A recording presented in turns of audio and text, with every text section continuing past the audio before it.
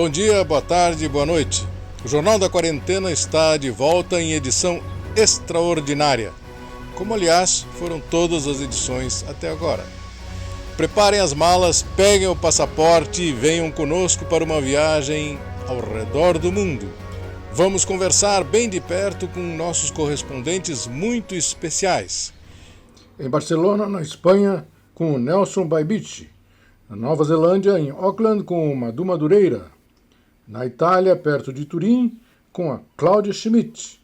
E em Lisboa, Portugal, com o Paulo Marcum. Esse pessoal atendeu a convocação do coordenador de rede do Jornal da Quarentena, o Tarcísio Matos, para contar pra gente como estão as coisas por lá. E é sempre bom ver como os outros países estão enfrentando o vírus. Quer dizer, é bom e não é, porque os nossos problemas ficam ainda mais evidentes. E lá vamos nós, de Florianópolis, direto para Barcelona, na Espanha. Oi pessoal, aqui é Nelson Baibich, falando de uma tarde ensolarada em Barcelona, porém ainda dentro de casa.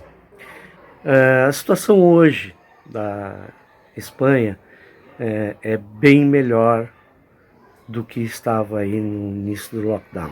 Claro, acontece que a determinação governamental e centralizada no governo federal, digamos assim, foi importantíssima porque já começou tardiamente a resolução de entrar em quarentena e eles não queriam mais pecar pelo atraso. Então o que aconteceu? Tudo foi bloqueado, ou simplesmente não se podia nada além de supermercado e farmácia. Ficamos assim 62 dias. Eu, particularmente, não saí do portão da nossa casinha em função da diabetes e outras complicações que me metiam medo.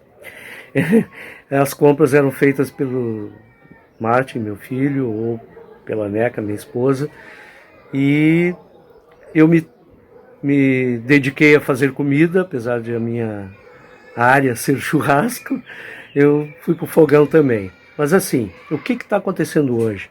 Primeiro dia da fase 0.5, a desescalada, como eles chamam, será em 4 fases, até final de julho, se nada acontecer fora da previsão que eles estão otimistas a partir de agora. Então, algumas comunidades, há uma pressão das comunidades autônomas em cima do governo, não que reabra as coisas e tal, a pressão é política, claro, mas não como no Brasil, mas a pressão é no sentido de verbas, no sentido de autonomia mesmo, porque o governo centralizou tudo isso e esse estado de alarma, tirar as liberdades, é quase um estado de sítio sanitário.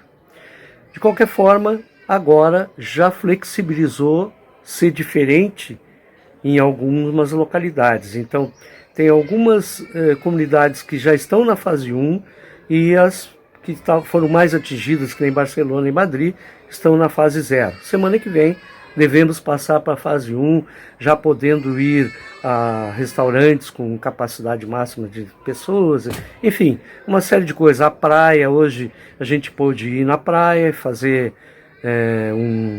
um passeio, porque não pode tomar banho, os exercícios são individuais, mas já se pode pegar um sol, porque essa primavera está maravilhosa em termos de tempo, e as pessoas confinadas mais de 60 dias estão bem ansiosas para sair. Mas assim, a população em geral, ela foi muito, muito solidária. Com exceções, claro, existe em todo lugar, se viu, né, naquela loucura que é Barcelona, ter se encolhido, entrado para dentro de casa e feito o dever de casa, como se diz. As pessoas realmente aderiram à quarentena e confinamento. Hoje está praticamente todo mundo de máscara, hoje está todo mundo querendo um novo normal. Agora a viagem vai ser longa até Auckland, na Nova Zelândia. Olá, ou kia ora, como falam aqui os maores aqui na Nova Zelândia. Kia ora, everyone. Atualmente a gente está morando aqui em Auckland, na Ilha Norte, Nova Zelândia. Fica um pouco na parte de cima da Ilha Norte. E estamos hoje já com nossa vida seguindo um pouco mais para os trilhos. Passamos aí por diversas fases dessa pandemia. E agora a gente está voltando para o que a gente chama aqui o Level 2, né? Onde as empresas reabriram as portas, né? As escolas voltaram a funcionar, o comércio local, todo mundo está voltando ao trabalho, mantendo as regras de distanciamento e de higiene que são necessárias. Exceto, acredito que os bares ainda não estão abertos, os bares vão abrir apenas a partir do dia 21, mas todo o demais comércio voltou. Então, só para vocês entenderem um pouco o processo aqui, acho que vocês acompanharam um pouco aí pela mídia, que a Nova Zelândia diz que achatou a curva, esmagou a curva. De fato, o que ocorreu aqui na Nova Zelândia, aqui em Auckland, foi que desde o início da pandemia, o governo definiu um protocolo, né, com 4 níveis. E a gente foi caminhando desses níveis, semana a semana, segundo as orientações da primeira-ministra Jacinda Ardern, que foi a que tem liderado, né, a primeira-ministra lidera todo o governo, mas ela liderou muito bem essa situação aqui de pandemia. E então a gente foi caminhando do nível 2 para o nível 3, até chegar ao nível 4, onde a gente foi decretado o lockdown, e durante 5 semanas nós ficamos em casa, basicamente podemos sair para ir no supermercado, ou até mesmo para dar uma volta no bairro, isso era permitido. Você tinha que ficar dentro da sua bolha. Então, se você estava no lockdown com sua família, é ali que você tinha que ficar com a sua família. Você podia sair com sua família na rua, andar no seu bairro, mas não podia misturar as bolhas com outras famílias, ou outros amigos, ou familiares. Então, todo mundo basicamente seguiu esse protocolo, manteve da melhor forma possível, e os números foram reduzindo semana a semana. A gente chegou a ter no começo 80 casos por dia, e depois foi reduzindo para menos de 20, até que agora, durante alguns dias, não houveram casos nenhum. Então, assim, as mortes aqui ficaram na casa de 2 dezenas, tem 20 e poucas pessoas que perderam a vida, infelizmente. E o número de infectados estacionou mais ou menos entre 1.500 e 1.600, se eu não me engano, o último número era mais ou menos esse. Então, felizmente a gente conseguiu controlar um pouco a situação, e agora o nosso próximo passo é conseguir, voltando ao trabalho, ver se esse número não volta a ter, como falam, da segunda onda. Então a gente está tomando devidos cuidados de distanciamento social, registro das pessoas quando entram nos lugares, enfim, tem que seguir fazendo todo esse processo para manter aí, se caso há uma infecção, manter a linha, né? manter o que a gente chama de tracking, né? De onde veio e para onde está indo, caso venha alguém se infectar novamente. Então, a situação aqui está um pouco mais sob controle. Você pode até ver que a rua aqui onde estou agora tem um certo movimento. Umas 2 semanas atrás tinha bem menos movimento, hoje já está bem movimentado. Estou muito feliz de estar mandando notícias daqui. Espero em breve poder mandar novas novidades aí, e quem sabe não tão breve, né, mas quem sabe logo eu possa estar aí dando um abraço nos amigos e familiares que estão longe e fazem tanta falta. Um grande beijo para vocês. De volta à Europa, ao noroeste da Itália. Olá pessoal, eu sou Cláudia Schmidt, sou sommelier e moro em Monforte d'Alba, nessa belíssima região do Piemonte, no noroeste da Itália, no centro da zona de produção do vinho Barolo. E aqui é o Borgo Histórico de Monforte, considerado um dos borgos mais belos da Itália. Aqui é uma região muito turística, mas agora com a pandemia está parada. Pandemia, aliás, que na Itália foi uma tragédia. Nós tivemos até agora 226 mil contágios e cerca de 32 mil mortes. Por sorte nossa, o governo aqui teve coragem de decretar um lockdown no dia 11 de março. Foi a primeira democracia ocidental a tomar medidas restritivas tão duras em tempos que não fossem de guerra.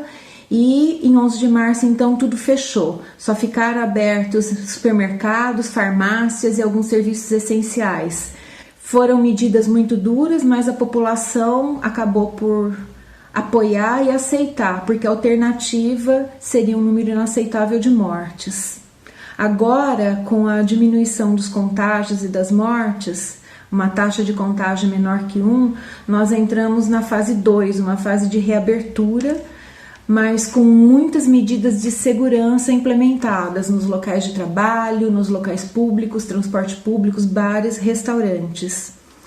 As indústrias abriram há uma semana. Ontem, dia 18 de maio, reabriu o comércio em geral, restaurantes, bares, cabeleireiros, centros estéticos, e as demais atividades têm uma reabertura prevista até o final do mês. Ainda está proibido sair da região. Dentro da região a gente pode circular livremente, mas só a partir de 3 de junho está previsto uma liberdade de circulação em todo o país e até em outros países da União Europeia. O governo já avisou que, se o contágio aumentar, novas medidas restritivas poderão ser adotadas. Aqui, fatores que eu acho que foram muito importantes para o sucesso das medidas para conter a epidemia foram: todas as decisões do governo foram tomadas com base em orientações de um comitê técnico-científico que foi constituído já no mês de fevereiro. O tempo todo teve muita ênfase na necessidade de distanciamento social como única forma de conter a disseminação do vírus. A campanha Fique em Casa foi muito forte, muito intensa e contribuiu muito para a conscientização da população, para que a população pudesse aderir ao distanciamento social. E uma outra coisa muito importante foi o trabalho conjunto do governo federal com os presidentes das regiões. Aqui uma região corresponde a um estado no Brasil. E essa união, apesar de grandes divergências políticas existentes entre o governo federal e governadores de várias das regiões, inclusive das mais atendidas, que tiveram o bom senso de superar essas divergências e se unir para trabalhar em prol de combater essa epidemia. Coisa que infelizmente não está acontecendo no Brasil. A gente aqui, vendo notícias do Brasil, fica estupefato com a irresponsabilidade do presidente, que fica conclamando a população para ir para a rua, quer reabrir tudo, fica brigando com governadores e prefeitos que estão tentando fazer alguma coisa, demitiu 2 ministros da saúde em plena pandemia. Realmente ninguém entende o que está acontecendo. A sensação maior aqui é de perplexidade. Eu, particularmente, estou muito triste, estou muito indignada com tudo que eu estou vendo.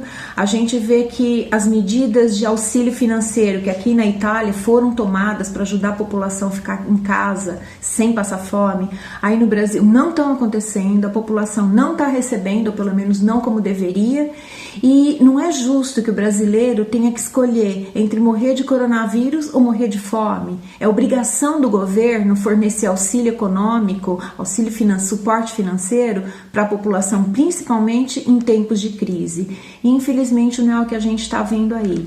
Então, assim, daqui fico na torcida para que algum milagre aconteça para a situação melhorar.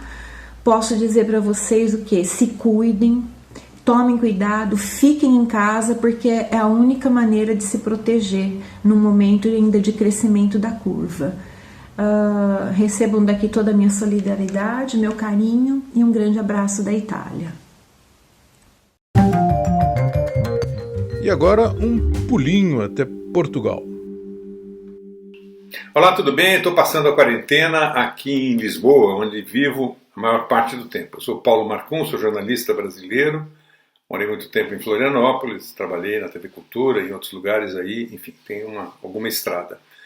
A experiência de viver a pandemia aqui em Portugal é melhor do que no Brasil, por tudo que eu tenho lido. Em primeiro lugar, porque a população reagiu muito rapidamente à situação piorando na Espanha e na Itália, principalmente, e antes mesmo do governo tomar decisões importantes, se recolheu. A segunda razão é que as decisões do governo foram tomadas de maneira uniforme. O governo aqui é uma coisa bastante difícil de compreender, a chamada geringonça, uma aliança entre a centro-esquerda e a esquerda, que levou um primeiro-ministro socialista ao poder, mas o presidente da República é do partido de centro-direita. E, curiosamente e felizmente, eles se entendem nesse momento. Até mesmo a oposição, que normalmente aproveita qualquer oportunidade para bater no governo, tem reconhecido a efetividade das ações e das decisões, que fazem com que nós estejamos hoje na casa dos 1.200 mortos, infelizmente, 100 e poucas pessoas nas UTIs, que não estão superlotadas, 600 pessoas mais ou menos nos hospitais e um crescimento abaixo de 1% do número de contaminados.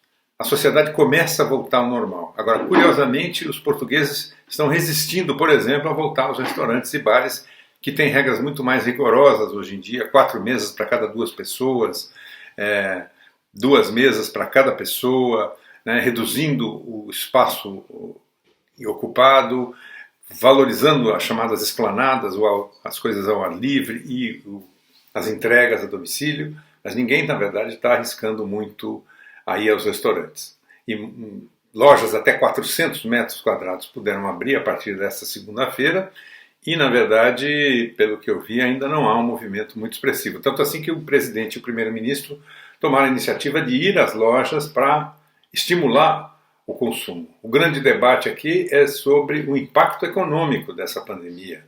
Impacto brutal na grande quantidade de trabalhadores que estão em layoff, quer dizer, estão em casa recebendo parte do salário, parte pago pelo governo, mas sem trabalhar.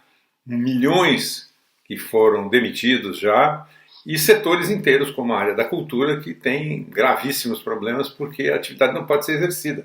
E mais do que isso, porque, infelizmente, mesmo aqui com toda essa aliança estranha e eficiente da geringonça, ainda falta incentivo à cultura, o suficiente, pelo menos, para manter as pessoas. Mas, de modo geral, as ferramentas e os equipamentos de proteção social têm se mexido. Então, há distribuição de alimentos por várias entidades, nas freguesias, que são as subprefeituras, digamos assim, e isso, de alguma forma, reduz um pouco o impacto e o drama dessa situação. Não se sabe ainda, obviamente, quando é que isso termina. As escolas voltaram apenas para as crianças do 11º e 12º ano, adolescentes, e também para as creches. E nas creches há um enorme debate, porque como é que é possível garantir o distanciamento social de uma criança de 2, 3 anos? Obviamente não é possível e está se controlando muito isso nesse momento. Um outro drama trágico acontece nos lares de idosos. Portugal é o 5º país mais idoso do mundo. E aqui muitos idosos, muitos velhos, moram em casas de repouso, digamos assim, naquilo que a gente chamava antigamente no Brasil de asilos, e hoje, pelo politicamente correto, chamam de instituições de longa permanência. Bem, é aí que acontecem 1/3 das mortes em Portugal. As visitas começaram a ser liberadas agora, mas ninguém sabe exatamente como resolver o problema. Esse é o cenário de hoje. O que eu vejo do Brasil pelo noticiário e pelo contato com meus filhos, minhas netas aí e meus amigos, é indescritível, né? Eu acho que o povo brasileiro, não merece isso, embora uma parte desse povo tenha agido frequentemente com um tal desleixo para com essa pandemia, que dá a impressão de que essas pessoas não acreditam que isso possa atingi-las pessoalmente, diretamente. E isso vai atingir, né? Basta examinar as afirmações de quem entende e descreve claramente o que é a tal imunização de rebanho. O preço é muito alto. Moral da história, infelizmente para vocês, felizmente para mim, é melhor passar a pandemia aqui em Portugal. Embora muitos brasileiros estejam voltando para o Brasil, porque o euro a mais de R$6 é muito complicado de garantir as condições de vida. Mas este é o país onde, por exemplo, se proporcionou o acesso ao serviço público de saúde, que é universal, a todos os imigrantes, mesmo os ilegais, nessa situação de pandemia. Essa é uma demonstração de como a política é muito importante e a gente não pode deixar ela na mão de amadores e muito menos de assassinos. Com a viagem no fim, voltamos a Florianópolis. Pra gente gravar bem e não esquecer, vou repetir a frase com que o Marcum encerrou seu comentário. A política é muito importante e a gente não pode deixá-la nas mãos de amadores, muito menos de assassinos.